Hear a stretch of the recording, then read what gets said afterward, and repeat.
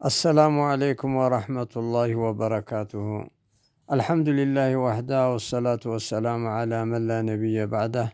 الحمد لله الله بقطراتشن أجنانيان أحبابي الله سبحانه وتعالى بسورة النمل كقطر سبا سدس كسبا سبات عندما يكتلوا لنا إن هذا القرآن يقص على بني إسرائيل أكثر الذي هم فيه يختلفون وإنه لهدى ورحمة للمؤمنين. ይህ ቁርአን በዛ አብዛኛው የእስራኤል ልጆች ሲጨቃጨቁበት የነበረው ነው የሚተረክልን።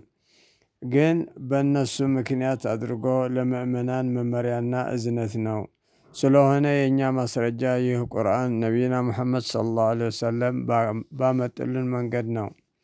አሕባቢ በሐቅ ላይ ያለው አንድ ሰው ቢሆን እሱን መከተል እንዳለብን የጀመሩልን ነቢይና ሙሐመድ ሰለላሁ ዐለይሂ ወሰለም ናቸው። ለምን መሰላችሁ? አላሁ ስብሓንሁ ወተዓላ ለነቢና ሙሐመድ ሰለላሁ ዐለይሂ ወሰለም መመሪያ ሲሰጣቸው እንዲህ ይላቸዋል። በሱረት ነሕል ቁጥር 123 ثم أوحينا إليك أن اتبع ملة إبراهيم حنيفا وما كان من المشركين በመልእክት ነገርነህ የኢብራሂምን ያ ከውድቅ ነገር ነፃ ሆኖ ወደ እስልምና ያዘነበለ ኢብራሂም ከአጋሪዎች አይደለም ይለናል። እና አሕባቢ ሐቅ የያዘ ሰው አንድ እንኳን ቢሆን እሱን መከተል እንዳለብን ከዚህ አንቀጽ እንረዳለን።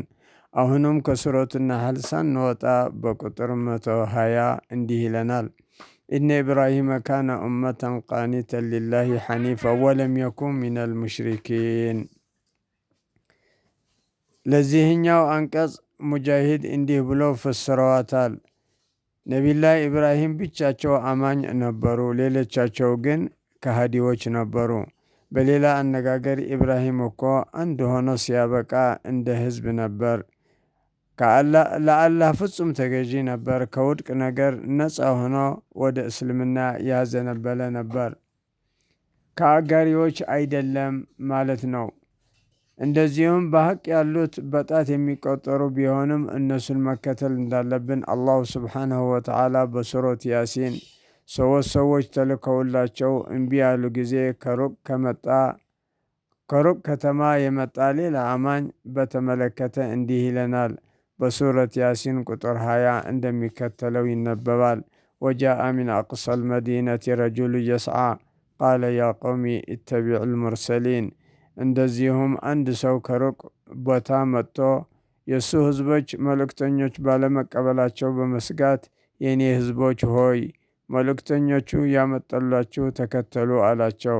ስለሆነ ሐቅ በጥቂቶችም ቢሆን መከተል እንዳለብን ለመጠቆም ነው የዛሬ መልእክቴ። ለአላህ ደግሞ በሐቅ ላይ አላህ እስቲቃማ እንዲሰጠን እየለመንኩኝ የዛሬ ሙዛከራ እዚህ አቆማለሁኝ።